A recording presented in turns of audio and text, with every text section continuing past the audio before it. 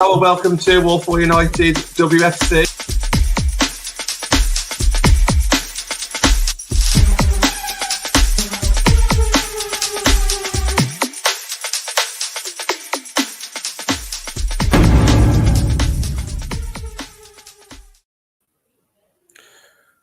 Good evening and welcome to Walpole United WFC.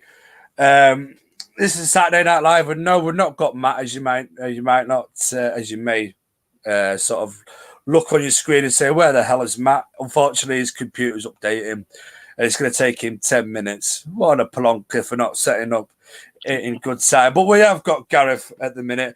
Thank God, because I was about to go live just before Gareth popped in up backstage by myself, and he was going to have me whittling on for 10 minutes till Craney came on. Anyway, Gareth, how are we, pal? Yeah, good, thank you. I mean, it's about time someone bought a decent haircut to this show. So, here we go. Anyway, yeah. If it was red, then Gareth, I'd probably tomorrow's going red. It's gonna be red tomorrow. Yeah, tomorrow morning. Ooh, very good. Well, is that permanent red then, or one of those that wash out? Well, I mean, it will fade eventually, but it's as permanent as this blue was and the pink before it. That's all right. Good evening, everybody in the comments. TJ, I'll see you in the comments. Lanzel and there. Rob, good evening as well, pal. I'll try and get some of your questions in a minute. I'm just going to get on to Gareth. I'm going to jump straight into it, mate. While we wait for Craney, because I know you can chat for England. I'm joking. What did you make? I don't know if you watched today's game at all. What did you kind of make of today's performance, in your opinion? Yeah, I mean, I didn't get a chance actually to kind of watch the whole thing, but I've watched highlights and seen clips and things since then. I thought for the majority of it, we were good. We've lost every single away game so far against Chelsea, Arsenal, Man City. So, to go there and get a point has kind of broken that. I don't want to say curse, but it's kind of broken that run of negative results away from home against the top three. I think missing maybe Mannion at the back just kind of added a bit of organisation there. I know we're going to kind of get onto specifics like debuts and things later on, so kind of leave that for now. But I think we're looking good. We're only 6 months into Skinner's time here, and we thought at the start of the season maybe we'd kind of stagnate and try and maintain what we maintained last year. Well, that was kind of what I thought anyway. But whereas now we're really looking to kind of take it to that next level. We're 5 points off Arsenal now, and could we kind of push them and Chelsea? I don't know. I think that's probably a step too far still, but that top three is within our grasp now, and going away and getting points at these kinds of places, the results that we need to be going away to Chelsea, City, Arsenal, and not coming back empty-handed. So at the start of the day, if we'd said, okay, cool, let's have a point, I think I'd have taken it. Having seen the game and being in front for so long and seeing the goal, it was a disappointing one to concede. Fantastic pass from Miedemar, and that kind of pass is always going to unlock any defence. But we just felt as though we were really, really far up the pitch, as though the defensive line was really high. And I would have thought going into the last 10 minutes, maybe we would have sat back a little. But I think fair play to us, because there are times when we would have conceded that goal with 10 minutes to go, and then we may have collapsed and gone and conceded a second. Obviously, there are moments in games which really swing momentum, and Tom Gary said this. He's like, title challenges and running for the top three, it will hinge on individual moments. And Tooney's miss kind of felt like it was going to be one of them moments today. Once she missed that one-on-one, did kind of think, we're probably. I could see us conceding an equaliser or something here. And unfortunately we did. Fair play to Miedemar. It was an absolutely cracking ball. Maybe I feel like it could have been dealt with if we weren't so high. If we weren't so high defensively, then we would have dealt with that pretty easily. But hey, I think it was a great finish and a good goal for them. Just disappointing one for us to concede. But we're moving in the right direction, and I think that's the important thing. TJ said it there. Mary's kept us in that game. Well, to be fair, mate, I was just about to say that because sorry to put in, Gareth Bale, but David De Gea also commented on a when she put an Instagram post up. David De Gea obviously was bigging up her saves. That's a big respect from David De Gea. And he put on his Instagram story that he's watching the women's game as well. So, you've got a massive fan in David De Gea there. Oh, have we got Matt? I think we've got Matt in a minute. Feels like a loss. Tooney's miss was so crucial. Yeah, I get that. Sometimes you're going to take your chances, haven't you? If you don't take your chances, we could have. I just wanted to get onto this one actually. This Lanzo comment here. Just to give you a quick question about Casey or Skinner ball. I see some. Hold on, let me put my readers on, mate. My eyes are dreadful today. A quick question: Casey or Skinner ball? I see some people on Twitter doubting. I think we're doing good and it's entertaining. What do you guys in the panel think? What do you make between the difference between maybe under Casey and now, especially now under Mark? Now he's got his ideas across. We're starting to trust his ideas and. Yeah, I mean, I think there were times in the case where it felt frustrating and like we were just kind of doing the same thing over and over again. Substitutions weren't happening. We kind of last season was a great example. Had a fantastic start to the season, but then we kind of got found out and we didn't really have an alternative plan, and we kind of then fell off from there. Whereas I feel like Mark has mixed things up a bit. He's kind of changed his lineup. He's edited things. He's tried different things. He's actually gone and got players in January, which we've never really done before. Obviously, we bought Thorisdottir in last year, but 3 players coming in January, we've never done that. So, yeah, I think I'm enjoying what we're doing now. I'm not going to pick one or the other. I think we're 6 months further into the project now. But for me, I'm not hugely bothered about playing the most entertaining football. I want football that wins games, and if that isn't perhaps the most entertaining style of play, then I'm not too bothered. If it's boring and we're not getting results, then I'll be irritated. But I think if you look at the men's side under Mourinho, none of us are going to go, it's a shame we won that Europa League playing boring football. Absolutely. And welcome to the show, Matt. How are we, pal? Yeah, good now. The antivirus has decided it's updated and sorted. 20 minutes later, here we are. But yeah. It's all good. I was just getting Gareth's thoughts on, obviously, right at the start of the show about if he saw some of the game, which he said he saw bits of the game, bits of highlights, and what he thought of it. I just want to get your thoughts of the game because I know you'd have been a man that would have watched this game very, very closely and paid particular attention. Unlike me, where I was unfortunately under 23s at least Sports Village, so. I've like Gareth, only seen little bits of highlights and clips. So for somebody that might have watched the game as a whole, what do you make of the performance at Arsenal? Much improved, or are we still quite a bit off? I wouldn't say we're off. I'd say it's improved. I think the thing for me is, and I said this earlier, I think it was to Gareth actually, when we was having a chat. I said, listen, the fact that they're going around celebrating like they've just won a cup final, the fact that we've come away disappointed as fans with a draw at Arsenal, having never got anything at Kingsmeadow, barring the Conti Cup, I think speaks volumes. So I'm not going to sit here and say it was dreadful. I think we need to learn to have a better mentality in games, especially when we're seeing them out against teams like Arsenal, Chelsea. Suppose you could chuck City in there as well, barring injuries. But yeah, I think there's bits to work with. I just worry sometimes at the midfield. It seems to be not missing, but maybe a little bit here, there, and everywhere when we're playing these bigger teams.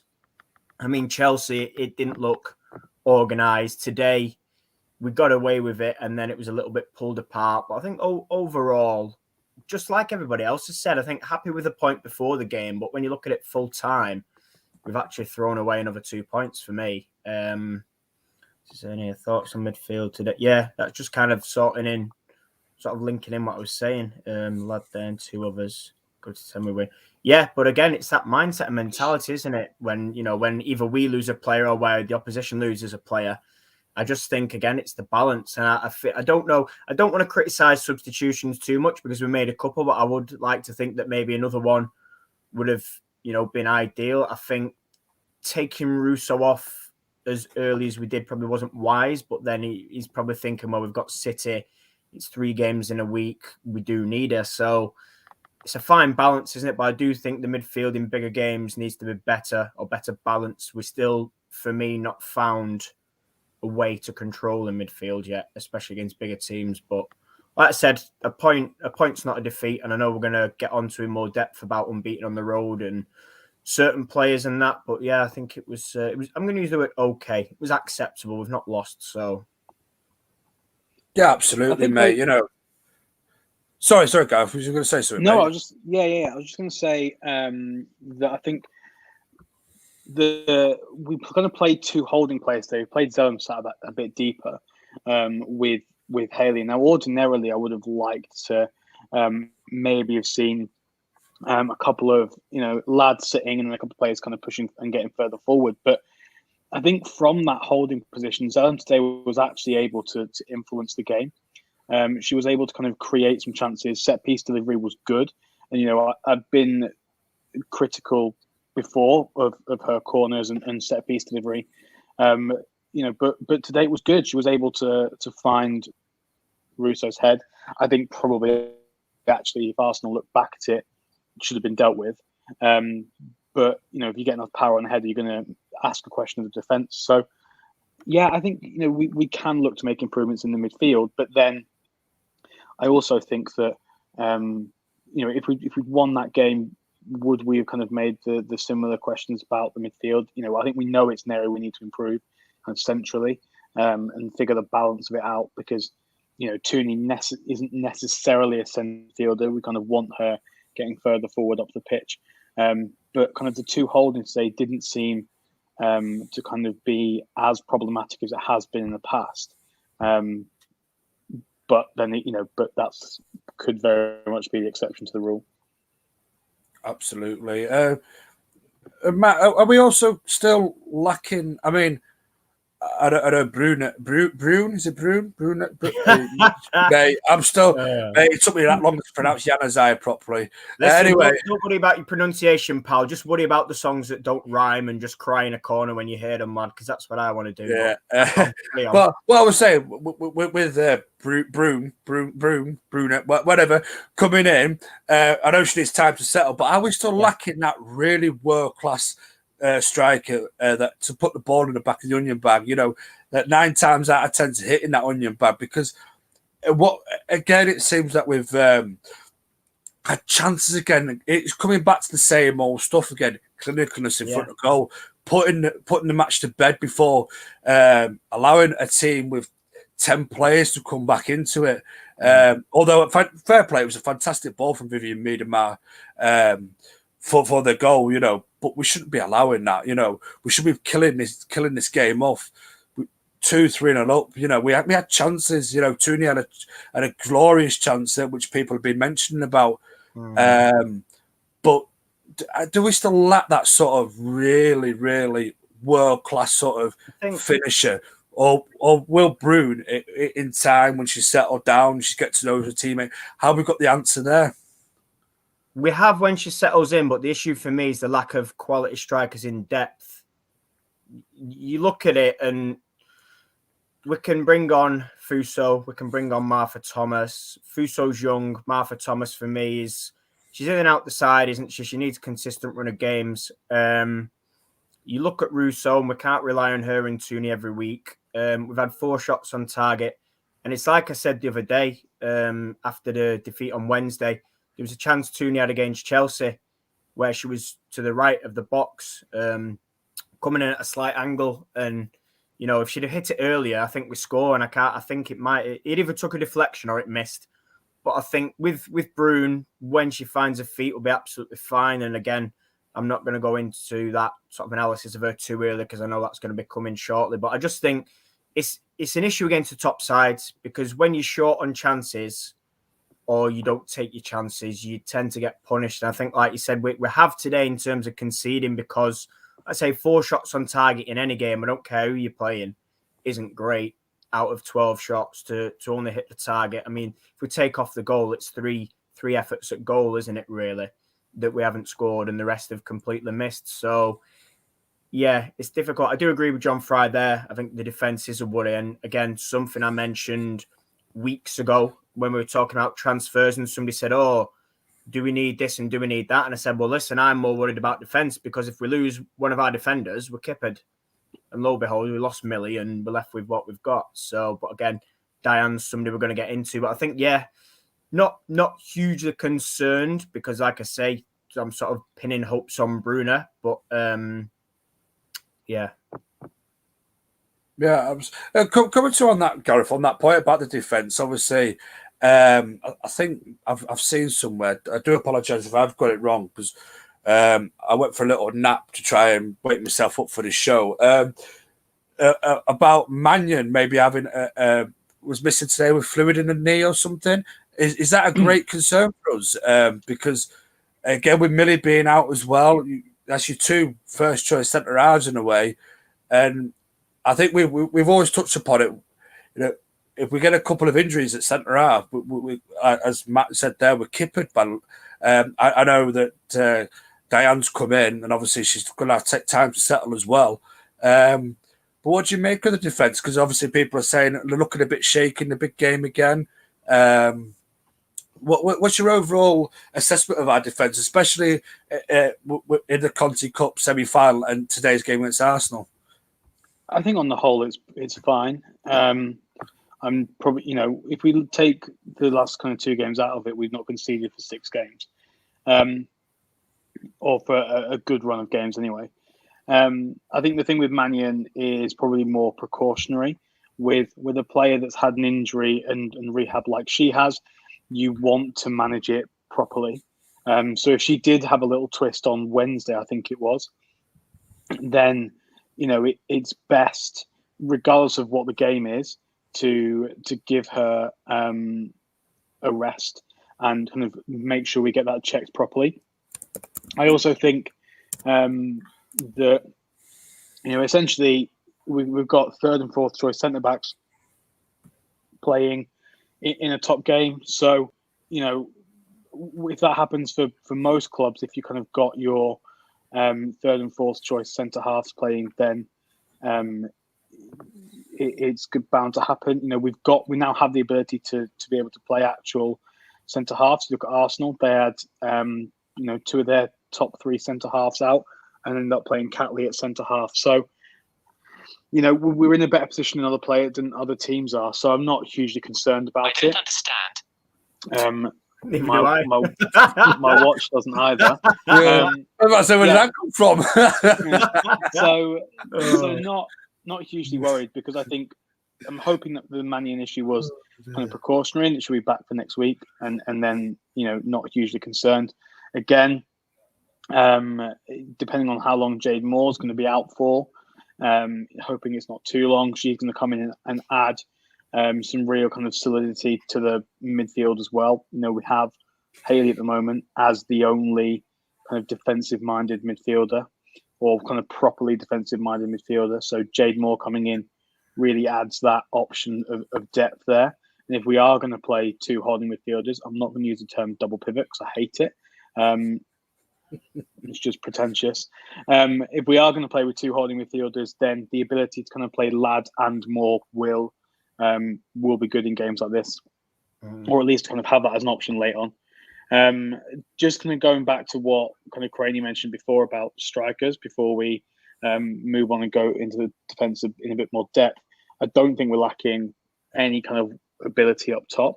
I think having Russo was great. Adding another player of that quality is fantastic. What we're missing is somebody to put those chances on a plate for them. 9 times out of 10, Tooney scores that today. So I'm not I'm not concerned about missing chances like that at all, because we all know that, if she gets that chance next week against City, it's going in the back of the net, barring a miracle from Roebuck. So, yeah, I think what we're really missing is somebody that's going to put that on a plate for them. I think our wide players are players that like to cut inside, and they're kind of attacking, goal-scoring wide players, maybe not quite as creative in terms of that winger that's going to put crosses in and is going to put things on a plate for the striker. So, yeah, I think striking options are absolutely fine. We just need something in midfield who can put the ball on the plate for them. Absolutely. And I know we're discussing the defence in depth. Matt, I'll come to you again, mate, because obviously I know you watched the game. What was your first impression of Diane Colwell at the back then? She obviously got chucked to the deep end with no Million still not available, and obviously no Mannion for today's game. So what did you make of her first sort of appearance? Her first full 90 minutes for United? Yeah, good. I think for me, she was the better of the two centre halves between her and Thor. I like the physicality, and I know it was us one at Benny what did a show, and I said I had to ask people, and they told me physical. I liked the physicality. I liked the positioning and a sort of her organisation and leadership, and you could hear bits of that coming through the telly, and I think that's good. I think the only thing is she isn't blessed with pace, but I think what she does have is good positioning, which allows her to sort of make up for that in a way. If you're not the quickest of defenders, you can sort of try to make up with it, can't you, with other aspects of your game. And I think, listen, she done all right. Like I say, I think you knew she was coming in as an experienced centre half. You could tell that in a play. She looked good, sort of on the ball and things like that. The only annoyance, and it wasn't on her really, it was a general team thing, was conceding the goal. The gap between, her and Thor and how high they were sort of on the halfway line just rattled me a little bit. But to be fair, that's down to players in front of her to close that ball from medium her down, or maybe a couple more, one, maybe two to sit. But no, I think, like I say, overall, not dreadful. I think adequate backup. I'm not going to sit here and say she's going to be first choice, because when Millie and Mannion are fit, she's somebody capable of, like I say, doing a job to sort of fill in. But I think, we wanted options, didn't we? Obviously, she's been thrown in, like you said, sort of maybe unexpectedly, could we say? I don't know if that's fair, because I don't know who'd be dropped out of her and Thor if Mannion was fit. But I think, we've got somebody there that's committed. They're a Man United fan. They're willing to put on the shirt, willing to battle. We can't really ask for too much more. Yes, it was a difficult game for her to sort of make a debut, but I think, like I say, we've seen worse players. She reminds me a little bit of Amy T, actually, just in the way she's got that sort of unique, unorthodox style at times. But yeah, it was a little bit here, a little bit shaky at times. I'd agree with that as well. But there was times where you could see what you were going to get, and like I say, against sort of the lesser teams, she's more than ample backup. So yeah. Gareth, I'll come to you on your first impressions of Diane. From what you've seen, I know you've not seen the whole 90 minutes like myself, of what you've seen from what highlights that you've seen back. What did you make of it? And also, because obviously I've not spoken to you for ages, what do you make of the signing of Diane Colwell? Is that a signing that's sort of impressed you as well? As Mark's done his due diligence there and thought, I need to get a centre half in, I've been experienced international in, or would you rather have gone for someone a bit more mobile, a bit more younger? No, I think it's kind of the right thing to do. I think he probably looked at the Millie situation with kind of being unsure of kind of what's going on there and the time scale on that injury. We needed somebody to come in. I would probably just guess. Well, I mean, I don't know anything here, but I would guess that this wasn't a signing that was planned at the start of the window, whereas I think maybe Moore and Bruun would have been.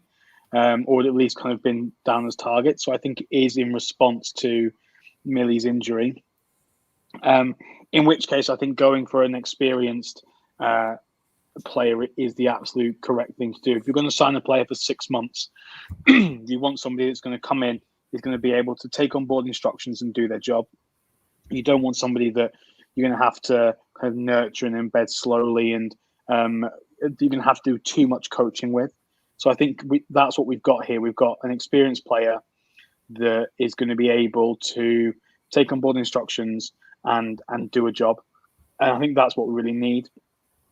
I think that, like Craney said, lacking in pace, but if you're in the right position anyway, then you shouldn't need to sort of burn a huge amount of pace anyway. So, so I think actually that's not really a massive issue.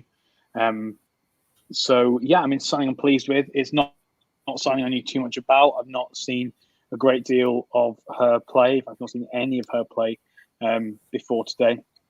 But yeah, pleased with it so far. And I think probably when Mannion's back, Mannion and Caldwell should potentially be our sort of centre half pairing going through. Just physicality is important. Having someone be physical. I think what we really miss, and I've seen kind of a lot of people giving Katie McCabe pelters today, but actually, I feel like we're lacking a defender like that. We're lacking a defender that's going to be a little bit nasty, that's going to be a little bit dirty, and will get down in the trenches and throw themselves around a bit. Same when kind of Stanway was playing right back for City, she would get in, she would throw in some horrible challenges, but since Amy T's gone, we haven't had a defender that's willing to absolutely go crunching into a challenge. So actually, I think seeing that slide tackle go in today like it did, I'm quite optimistic. Katie McCabe's going to pick up cards and things for Arsenal season. She's going to spend a few games on the sideline, but she's added a number of goals, a number of assists, and also puts in a real shift defensively. So I think what we're missing in defence is a little bit of nastiness. I think the team is too nice. I think I've mentioned it to you two before. Mm-hmm. So hopefully Diane can come in, add that physicality, and kind of throw some weight around a bit. Yeah, I do know that Katie McCabe actually just come back from suspension as well. So we'll get herself a red card. But you're totally right, though. We don't have that type of player in there. That's the master of the dark arts, really. Football shithousery. I do apologise for my language, but that's what it is. It's football shithousery. We don't have anyone that does that. We're lacking that. Somebody's not scared to put their foot in, because sometimes when you look at it, sometimes it's out midfield as well, which really annoys me. You look at it and they're scared to put a foot in. And I'm not heading lad aside. There's some of them that are pulling out of challenges. I'm like, what are you doing? Just go in there. If you're going to get booked, you get booked, But at least you're leaving your mark on that player. At least you're, saying to that player, listen, I'm not going to give you an easy afternoon, But thinking about that then, Benny, I know this is going to be absolute suicide in a way, but I think it was mentioned further up. I think it was Lansel that said it. Could Hayley Ladd go at the back and replace Thor, leaving you midfield of Jackie, Risa, and Zellum? It adds the physicalness, and it's not something I'm a huge fan of. And she does play there for Wales, but I just think, could they complement each other better? Hayley sort of sweeping up next to Diane, because let's be honest, Hayley's quicker than Thor, and I think two slow centre halves is a little bit, maybe off pace. So could that be a stopgap maybe? And then I don't know if you want to answer that. Maybe Gareth could. Just a thought. I'll probably chuck a question back at you as well in my answer though. But would that leave our midfield lightweight? Because we've seen it before but they're not the ones that are going to get in there and do the nitty gritty, the dirty. I know Jackie. Let's be fair to her. I said this on a show a couple of months back. I think it was that. You don't want to see her in that position, but yes, she was trying her best, to get stuck into challenges, to put herself about a little bit. But I just think it might leave us too much lightweight. I think it was mentioned earlier on the show about our midfield. Even with Hayley Ladd in it looks a bit lightweight. Teams are walking through us. It looks a bit suspect at times. So I just fear that if we take Hayley Ladd out of that midfield, our team's going to exploit that, and I mean really exploit it, where they're walking through us, and next thing you know, they've got 3 or 4 down, bearing down on us, with an open target to goal. I'm not saying that Hayley Ladd can't do the centre back job. No, yeah, I think she can. I think she can. You said that you mentioned she plays there for the Welsh national side. I just wonder, if we take her out of that midfield, I just think, do we lose that steal in midfield then? You know what I mean? And I think in the bigger games, we still see that lightweight in midfield. We don't control the midfield. And at times, and I see with Hayley Ladd in the midfield, and I just feel like if we take her out completely, put her centre half, and I just feel like we're going to get butchered through midfield, and then it's going to put all the pressure on Hayley then as a centre half to think, I'm sort of the last person here, Diane next to me is not the quickest. I'm going to have to try and sweep up and mop up every little spillage there, I mean, we know you can do that, though. But I'm just looking there again. That was my thinking, exactly the same. Risa would go as the 6, and then Jackie and Zellen. But I don't know. I can see Gareth's pulling his face. So go on. Go on, Gareth. Go give your opinion, man. I'm just trying to get Thor just sort of to the side a little bit. I know it's harsh. But... I think Hayley Ladd plays centre half for Wales, and it's fine because they've got Sophie Ingle in midfield. I think we would have a midfield there which is far too attacking.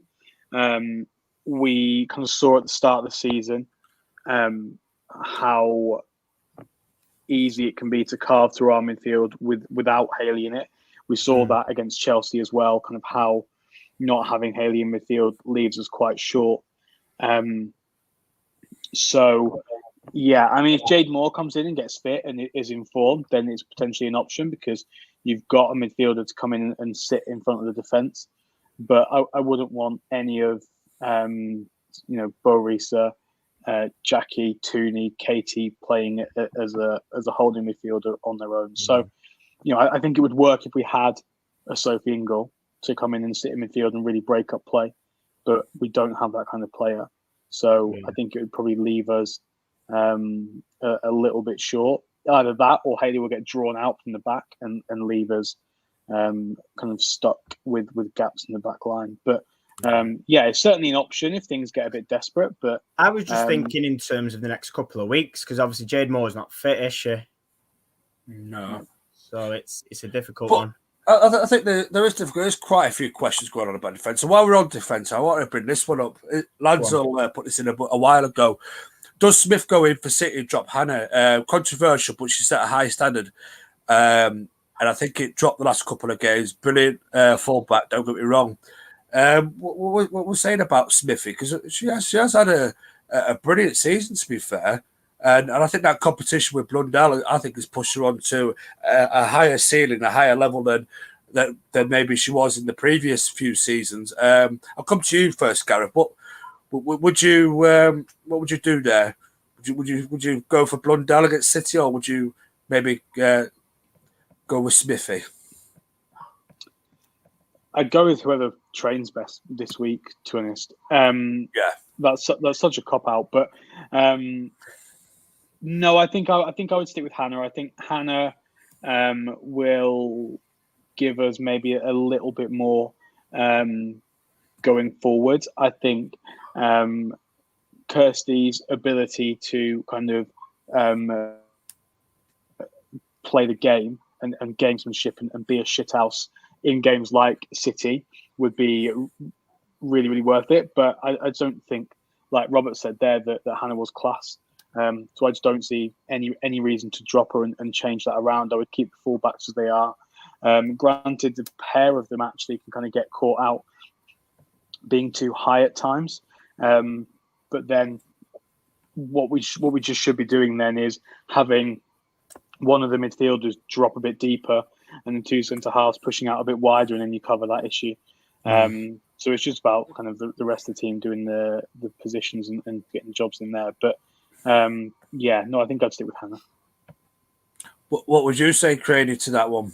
Yeah, no, I'd agree. I'm not going to use the example of training, but I think it's right. Listen, Hannah had a bit of a wobble against Chelsea, granted, so I can see where the comment's coming from. Whether that was her wanting to impress with it being her old club, who knows? But listen, every player's allowed an off day, or every player has an off day, should I say. Allowed's probably the wrong word, but every player has an off day now and then. It happens throughout a season, you're not going to be 10 out of 10 and perfect every week. Robert said she was class again today. I'd agree. Obviously, we do have the issue, like Gareth says, and especially it's more exposed or more obvious against your top teams because they know how to work against it and utilize it. And like I said, two high fullbacks is the reason why it does get exposed, especially if you've got pace down the flanks and we're too high, and then you've got two slow centre halves like we have today. Like Gareth said, there's ways to combat that.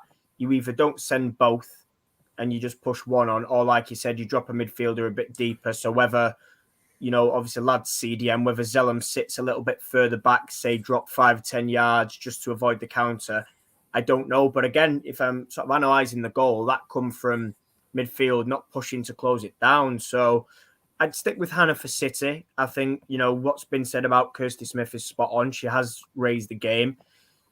The issue, or not the issue, but the thing is, I think she's very in and out of fitness. Like she'll come and she'll have a great few games and then she'll be out with like a random knock or something that we don't hear about. And listen, it's not been Martha Harris levels of injuries, but I do think she's a very dependable fullback. So I think for me, I'd stick with Hannah, but I'd put Smithy in for the FA Cup. I'll just stick with you, Matt, before we move on. I know goalkeepers classes like a defensive line, but I just wanted to get your, because I know you're a big Mary Earps fan, I wanted to get your opinion on Mary Earps today. David De Gea has been singing her praises on social media, commenting on a post about her saves. What did you make of her performance today? And for those that have, we've noticed in the past, me and you have done shows in the past that about people that have got on Mary Earps' case. Mary Earps back saying she's not good enough to be a United goalkeeper. Finally, I think she's shining through. I think she's having a David De Gea season this year where you're seeing her absolute best. They've brought in a number 2 that wants to challenge to be number 1, a younger goalkeeper, a hungry goalkeeper, which is a bit like the men's team, when you've got a Dean Henderson that's hungry, he wants number 1, he wants to be in the England team for the World Cup and stuff like that, So obviously they're getting pushed, and I think we're seeing the very, very best of Mary Earps. So I just wanted to get your opinion on Mary. World class. Listen, I've said it prior United. I've said it when she was getting absolute pelters, and I'll continue to say it because there's no better goalkeeper that we can go out and get than Mary Earps. We've got her, and we should be grateful. For me, I don't like the absolute pelters that she still gets. I tweeted before, very underrated, does not get the credit she deserves, and I'll continue to say that until she does because. Like I said, there's 2, I'd call them world class. People bang on so much about Endler being world class, and I'm not comparing the 2 before anyone starts chucking pelters my way, by the way. But that save from Viv and the one from, I can't think who it was on the left that was point blank as well. Quality. And obviously, listen, you talked about competition. I think it's just been a reminder. It's not that Mary's sort of needed it, but I think it's easy when your competition's Rambo and Fran Bentley to think, actually, do you know what? Not that she'd slack off, but I think if you look at her previous clubs, there's always been a decent number 2 to compete with her, and it elevates her. And listen, I've seen her put in these performances prior to United, so I'm not surprised. I just hope, like I say, there's a lot better. She's always been a fantastic shot stopper. The criticisms have always come from sort of maybe claiming crosses and when she's put under pressure and challenged aerially, that she sometimes has a wobble, which is fair enough. That's fair. That's a fair analysis. But I just think people need to just calm down now and lay off her. And I think I said this a few weeks ago. She has to be the number 1 at the Euros because Roebuck's only just come back. It's February, and I'm not having the 3-4 months that she should be starting over Mary, who's had an outstanding season to date. So yeah, I know John's mentioned England's number 1, but I just you can't even. I just don't get where people criticise. I can't understand. But then again, it's the same people that are sitting here criticising the likes of Russo and things like, oh, she's not a proper number 9 and all this shite. Like, just shut up. Do you know what I mean? If you have an opinion, but if it's that bad, just don't bother talking about it. Because some of the stuff I heard at Lee, I don't know if it's a cry, go home or what. It just baffles me. But yeah, don't want to wear or read no Mary slander because it's not deserved at all.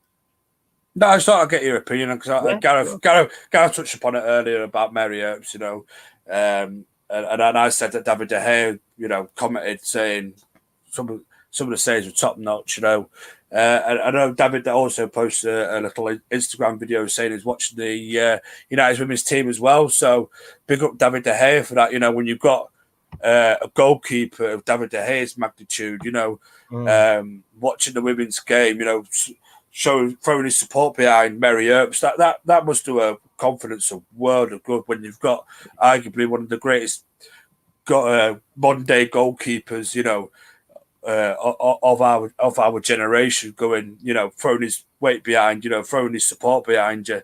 That should be unbelievably fantastic for what's John Foster saying? I've got to put my readers on. Sorry, boys. He says, has Serena got the bottle to keep her as number one? And it's like a touch, and I sincerely hope so, because like he says, there's no reason to drop her. I'm not being funny.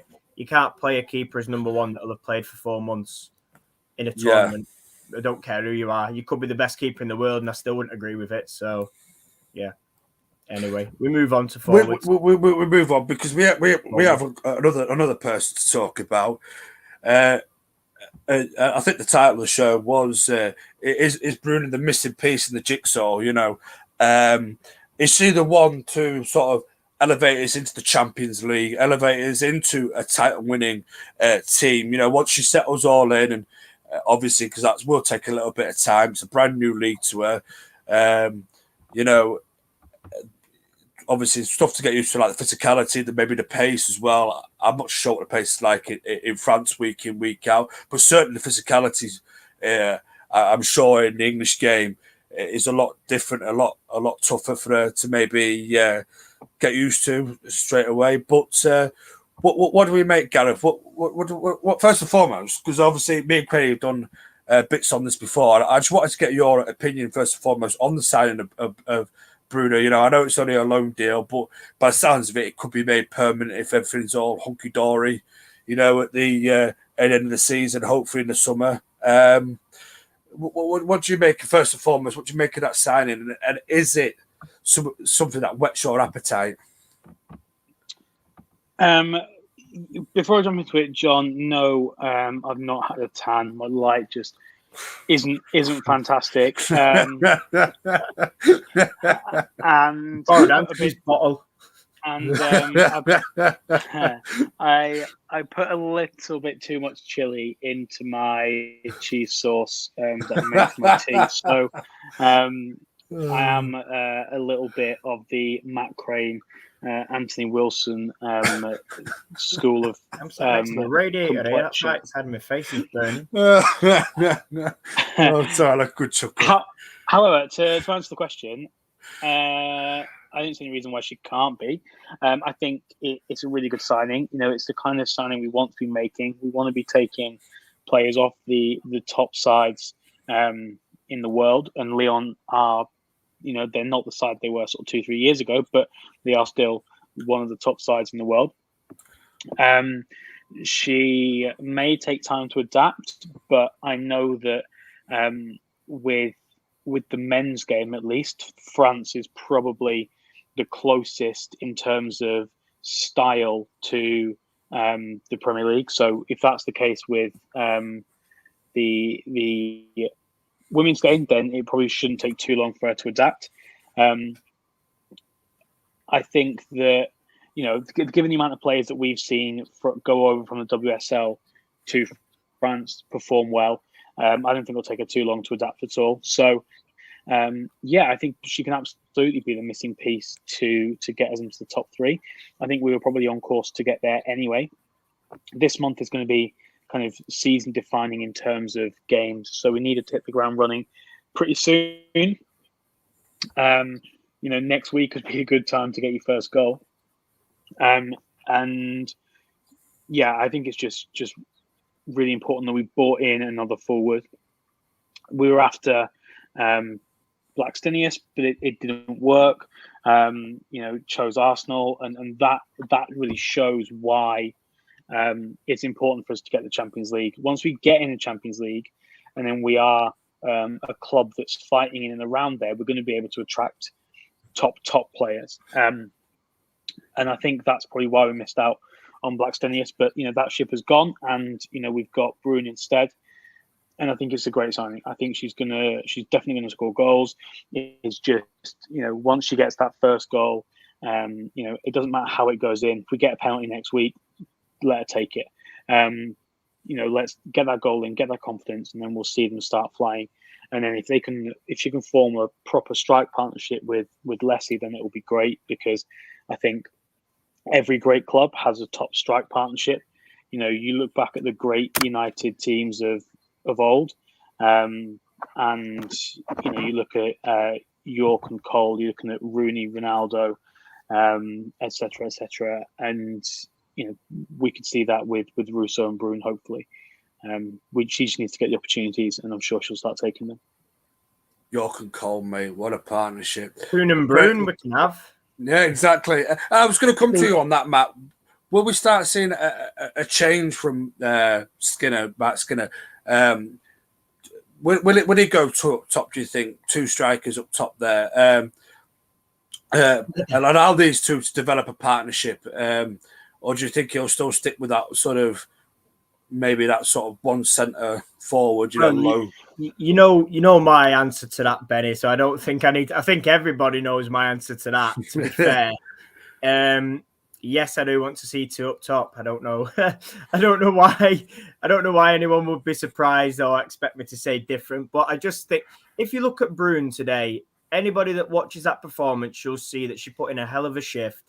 Her movement was really good. She just needs that little bit of understanding, which will come with time in terms of linking up with Russo and Tooney. But again, like I say, a movement and a pressing and things like that. There you go. There's a mouthful, isn't it? Bruun and Leslie. I mix it all up without messing with words. It could be our big three there, No, but it should be that's it. That's what it should be. And I think, like I say, listen, the Tooney and Leslie link up, we don't need to hype because it's there, innit? But I think get Senior in with, like I say, the little link ups and little patterns of play.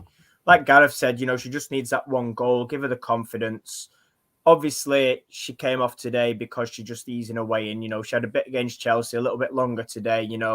She started as well, which was great. What's John saying? Not for consistent suits two up top.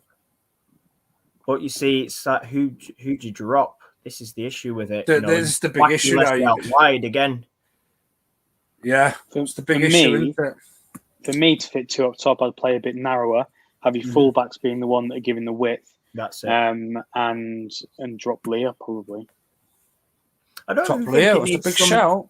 I don't even think it needs somebody like a Leah dropping. I think just a whole change, and I favour the 4-1-3-2, and I think that three in midfield, like Gareth says, well, not that he mentioned the three midfield, but the three midfield, the width would be covered by the fullbacks. I mean, you could drop Leah, but I just think. Do you? Don't you? I don't know. I'm just trying to go through the midfield now. Could she work a left of them three?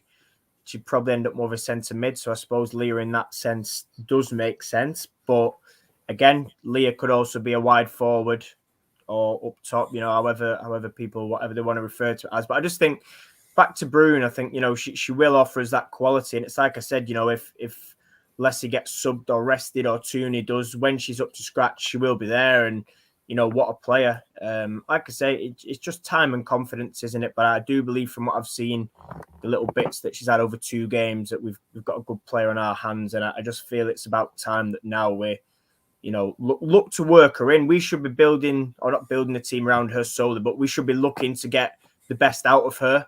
And if that means a change in formation, then let's do it. I'm not fussy. At the end of the day, you're there to work with the players you've got. We've brought her in. I think what I love, and I read her story, I think it was Telegraph, so it was probably Tom Gary that wrote it. Her commitment to coming over. If anybody go and read it, it's fantastic. It said she had contact about 2 days before the window shut. And I think on the day of the window, when it was finally agreed, she was up at 5 a.m. She literally had no time. I think they said like a car's still in France. She literally chucked 1 suitcase worth, got on a plane, ended up in Germany to the UK. A couple of technical issues. I don't even think she took a phone because I think it said they struggled to get hold of her because there was something with the paperwork. But anyway, But that's the level of commitment you want. You want people that want to come here. She could have easily sat on the Lyon bench for another 6 months, collecting an absolute wedge, probably a couple of medals as well for being in the squad for winning things, and that's it. But I think the fact that she wants to come and fight for a place, and I would love if she works out and she hits form, I would love if we got Champions League to keep her on, because I think that's the levels we should be looking at. Like I say, just to ease the burden on the likes of Leslie and Tooney, they can't always be doing it. So, yeah, that's my thoughts on Bruun.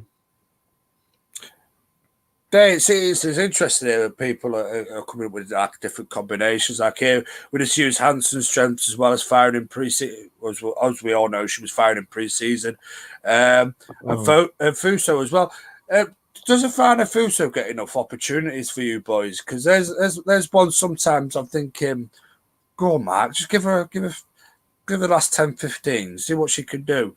Because sometimes I feel is a bit reluctant to do that, or am I just being a little bit too, fuddy-duddy in a way? I think there's a polite word to say. Go on, Gareth, I'll let you go first, lad.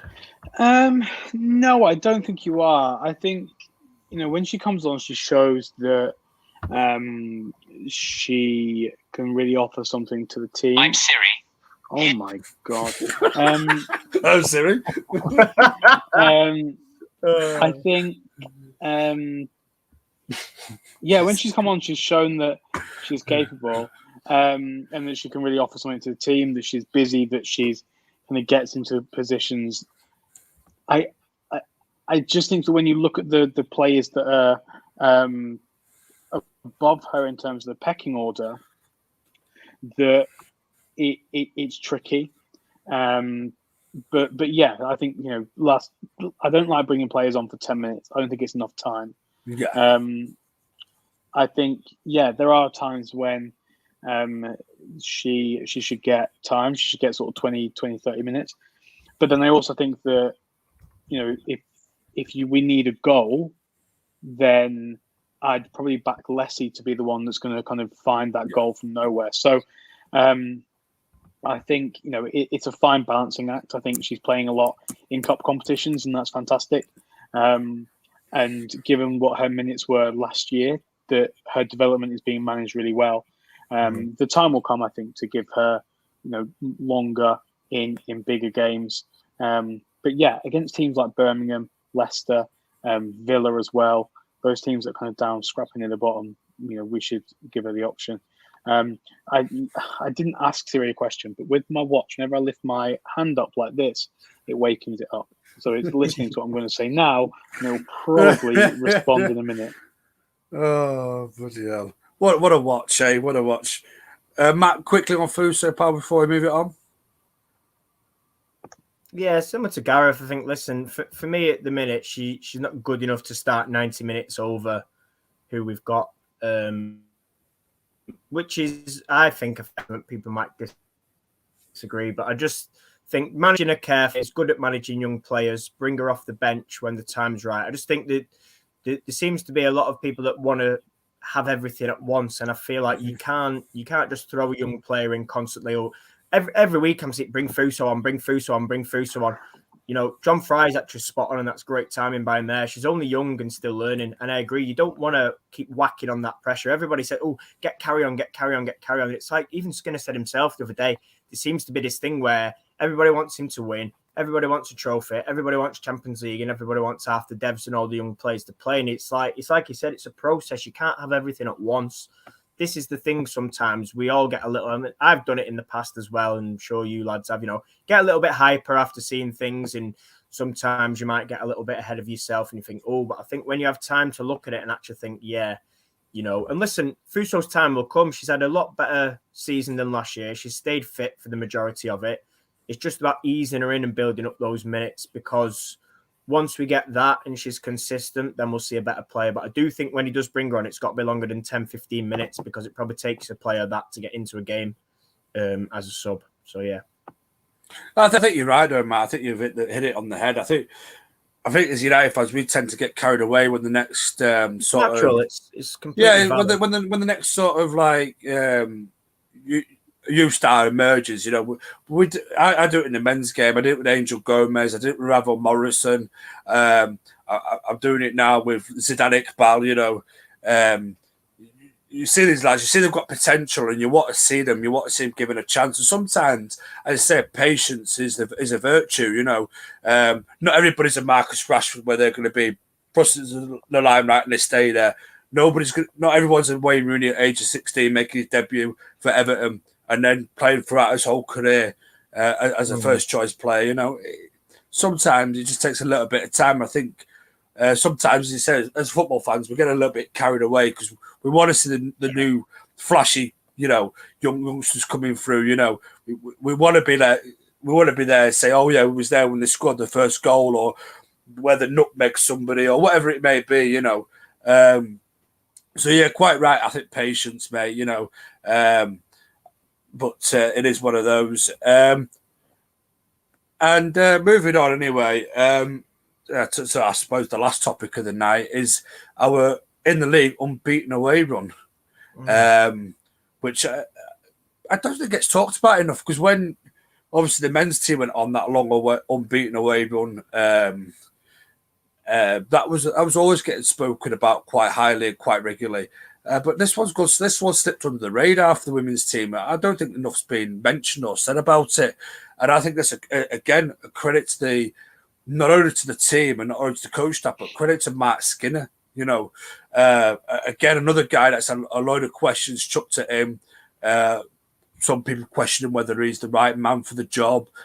Early doors, you know, Everton away, for example, when I was there, you know, there was a chap saying Skinner, when Skinner was quite close, he could actually hear it. Skinner, you're not good enough for this job. You know, you're not a United manager. You know, so I think a lot of credit's got to go to Mark Skinner, you know, on that. What we made of our unbeaten away run in the league, Gareth, mate? You know, has it impressed you? Should we be making more of it, or does it not really matter at this stage of the season where we're trying to hunt down the Champions League places and trying to stay in touch with the likes of Arsenal and Chelsea and upsetting the apple cart? Yeah, I mean, I think it's a fantastic record that we've got, and it's one that's definitely worth celebrating. I think what's really interesting is the way the conversation about the league is framed, and everyone's talking about top three, which obviously should be the aim. But we are almost as clear of Spurs as we are within reach of Arsenal.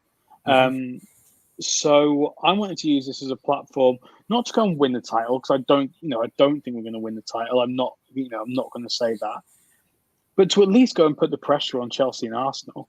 I feel like that's where we are now. I feel like that's the position we've got ourselves in, and this unbeaten run has contributed to that. You know, we're 4 points clear of Spurs, we're 5 points clear of City, and you know we're 5 points behind Arsenal.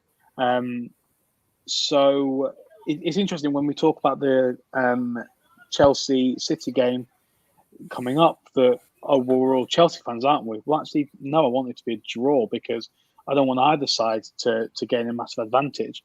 I think we're good enough to mix it, to at least put pressure on Arsenal and Chelsea. I don't think we're good enough to go and push them and beat them.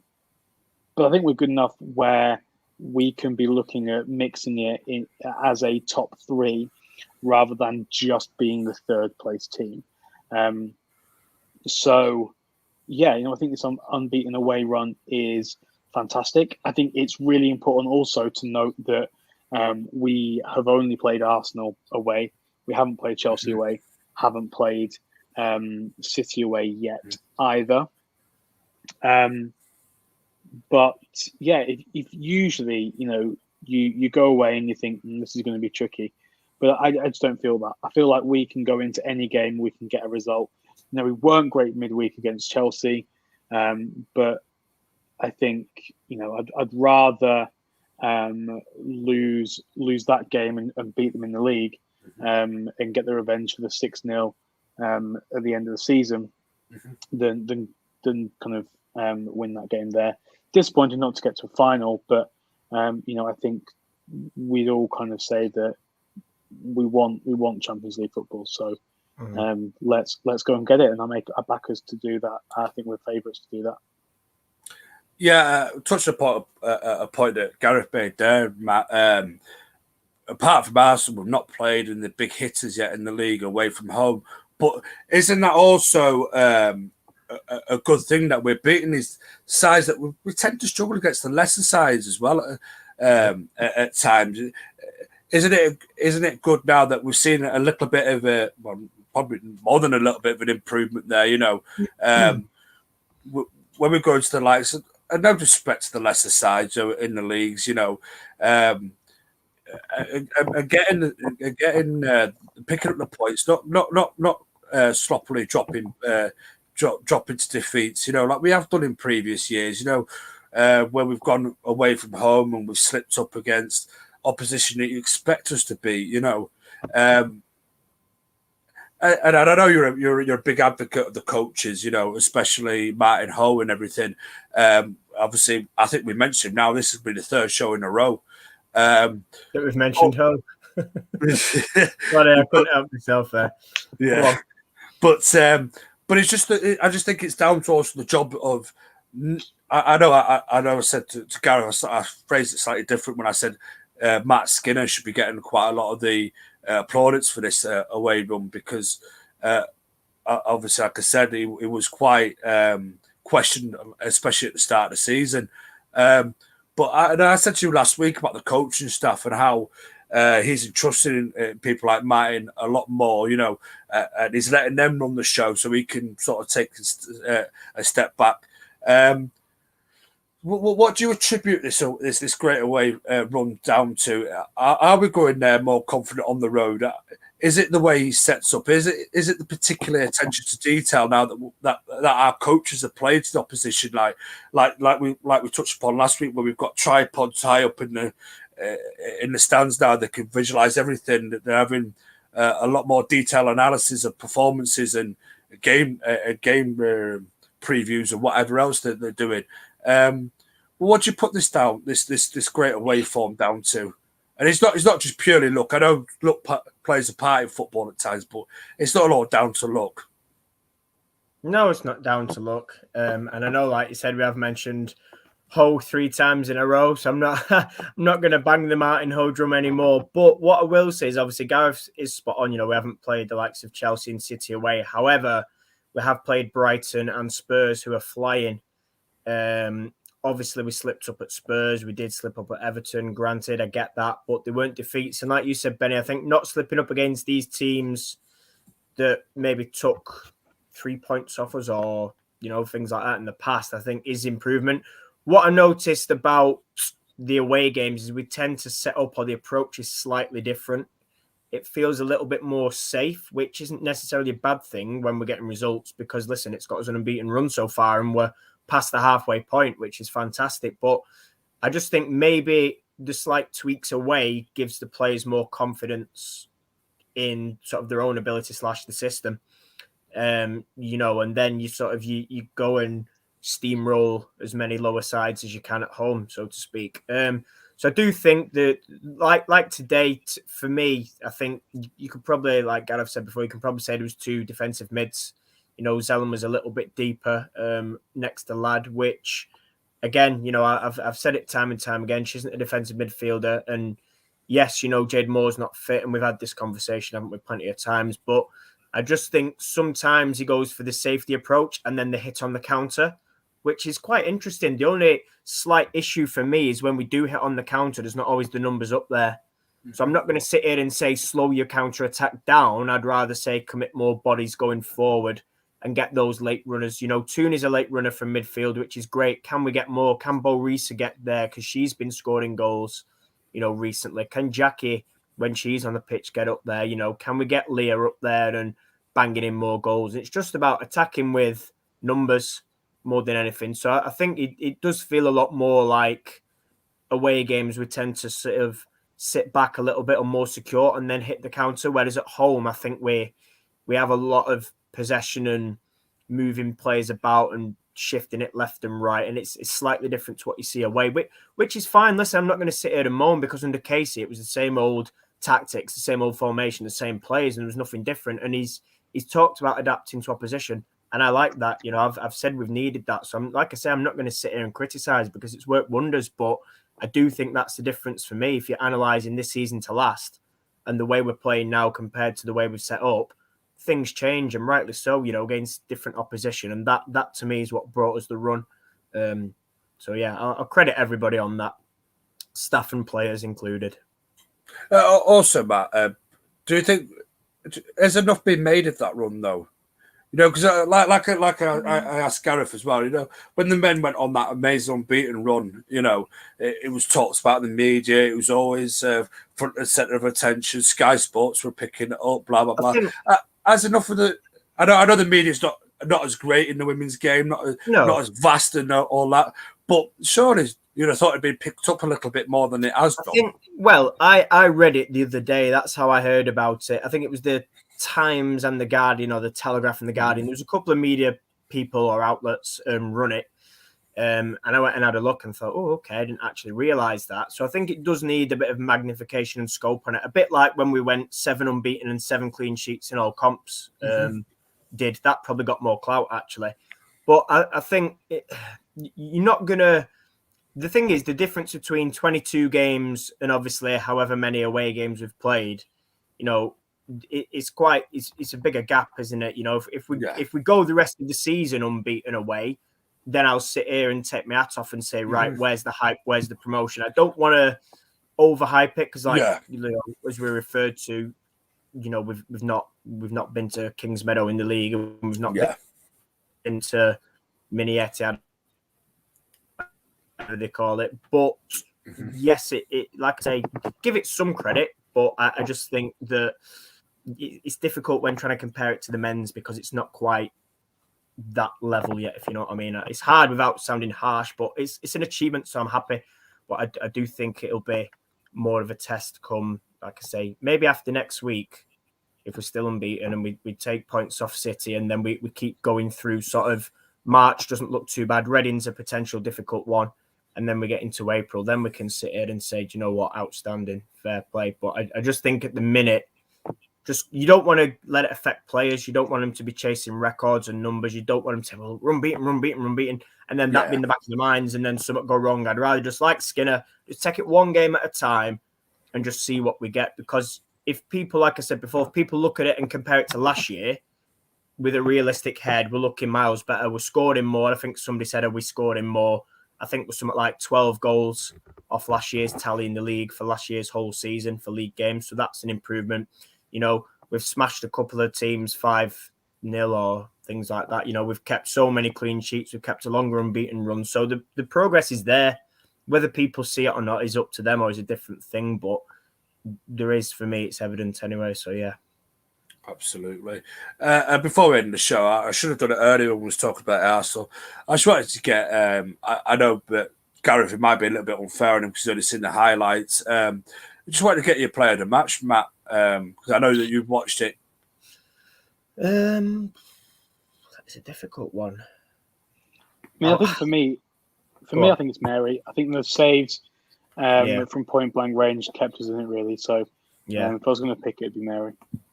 Yeah, I think Mary was on my mind and then closely followed by Leslie. But I think that the reason Mary shades it is just because, like Gareth said, those 2 saves that changed the game. I think obviously Russo got subbed off after about 70 minutes as well. Yeah, I think she has. I think Mary's got to shade it over Russo, like Gareth says. So yeah, we'll go Mary. I'll go Mary as well. TJ just wants to thank us there. You know, I should leave my readers on because my eyes are getting worse. Thanks for the show, you three. Enjoyed the banter with the fellow chatters. I'm glad that do you know what? I've noticed that over the last few weeks, especially on the Saturday Night Live now, there are a lot more people interacting with each other in the chat. I like seeing that. Rob saying Earps as well for man of the match. John Fryer says, from what I heard, Mary, TJ as well, Mary. You know, so I think it's unanimous on Mary. Nice to see Rob with a good sporting opinion there, unlike his Oh, dreadful, here we go. Here we go. unlike his atrocious MotoGP opinions. Hey, and whilst we're on about opinions, anyway, if you're an Arsenal fan, make sure you buy the DVD of the we drew at home and we're absolutely buzzing against Man United as well. Make sure if you're a gunner. Do you know what? I was going to bring that. I was going to bring that up. I was going to bring it up, Matt, because Gareth mentioned it right at the start of the show before you joined us that they celebrated like they won the Champions League. And I saw the little highlights package that Sky put on. I think it was about half hour long, and I saw him right at the end. The manager giving it all this, and I was thinking, my days, has Arsenal standards dropped that low? I don't know. Well, mate. like I said at the very start when I did jump in that, we're disappointed with a draw and they're absolutely delighted. So that tells you all you need to know. Absolutely. Just thought I'd throw it out there, such is my love for these Arsenal fans. Oh, I know, mate. I know you like to create a bit of banter with your. The thing is, they can't handle it. A bit like the Chelsea fans that were having a paddy after the Conti Cup win. I'm thinking, just chill out. You've won the game. Shut up. Not as bad as Chelsea fans. Oh, I think Arsenal are worse, but anyway, different show that Benny. I think John Foster's been on the old pop a bit too much here. What the hell is he saying here? What is that? That's what user interface tweeted out to. Is that sorry about the caps? Are you been drinking? Or, it's not the drink. It's where he's from. Because I group chat before, Benny, when I said, "Oh, John, I've scheduled a tweet at this time. I've sorted it. Can you do this?" And the guy went on a tangent about you need to use this image, and I was like, "What you on about?" And he was like, "You need to use this image." I'm like, "I've just told you I've done it. We don't need to go over it's Chinese keyboard. It's not. It's the Brummie keyboard in the Brummie language, mate." To all Brummies in there. No, I'm joking. He knows I'm winding him up. Nothing against Brummies, I just can't understand some of them. Oh, dearie me. Before we wrap up, Matt, as per usual, what's upcoming in the next few days in terms of shows and that, and the usual tweets that'll be going out in the next couple of days? Yeah, well, the tweet's going out. I'll say it because he's in the chat, and otherwise he'll get it wrong. But the tweet's going out tomorrow. We've got weekly catch up in the morning. Myself and John, even though we've had some aggro this week, are still promoting our local side. So I'm very sorry for those that don't like it. But it's true though, isn't it? But anyway, we've got Teammates episode 2 for those that would like to watch it, out tomorrow at 8 p.m. That's after the match coverage. Yes, he is going to Stour, and yes, myself and Gareth are at FC, just to put that out there for anybody wondering or confused or anything like that. Monday, match reaction with John and friends, whoever's on it, couldn't tell you. Tuesday, I have a filed player joining me. Filed, for those that don't know, are in the 3rd tier, currently fighting for promotion, could potentially make the championship. So yeah, Hannah Fryer, who's a fullback, is on that show. She has also played with Tooney, and there's a little bit of chat in there about playing with Tooney. So yeah, and obviously tomorrow evening's the schedule as well. So yeah, keep an eye out if you want to watch it, and if you don't, I won't take offence. It's cool. Absolutely. And those of you who are not going to the game, get yourself down to Old Trafford. It is the 64th anniversary of the Munich air disaster. Mm-hmm. And I do hope that Matt Skinner will be there as well, because in previous years we've had Casey Stoney there as representative manager of the Manchester United women's team, as well as the Manchester United first team manager. Ole Gunnar Solskjaer's been there in the past. Louis van Gaal's been there in the past. Jose Mourinho's been there in the past. So hopefully Ralph Ranieri and Matt Skinner, the 2 managers of Manchester United, will be there as well. So if you get yourself down there, it's approximately about a 2:40 start. Where the Munich plaque is outside the East Stand there, or the Munich clock, if you know where it, if that helps you a bit more, get yourself there. And it's a really good event put on there as well. For fans that wish to pay their respects. So, of course, Munich being a big part of the history. Good to see that the women's team were having the black armbands with the Munich clock logo on there, which is brilliant to see. Like all United teams have been wearing this weekend. So, yeah. Gareth, anything else to add? You want to promote your socials, promote whatever you want to do, promote a new haircut, That's tomorrow. promote a new tan Yeah, before we leave.